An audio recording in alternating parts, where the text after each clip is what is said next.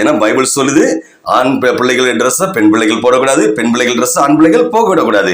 தேவப்பிள்ளை, இந்த அநாகரிக உலகத்தில் விருந்து என்றால் அறுசுவை உணவு போய், எப்படி விருந்து என்றாலே அறுசுவையான உணவு என்கிற அந்த இதெல்லாம், அந்த காரியங்கள்லாம் போய் இப்ப அதோடு சேர்த்து என்ன வருதுன்னா, 7வதாக என்ன வருது, மது போதையும் சேர்த்து கொள்ளப்படுகிறது சாப்பாடு இருக்கு. அல்லேலூயா.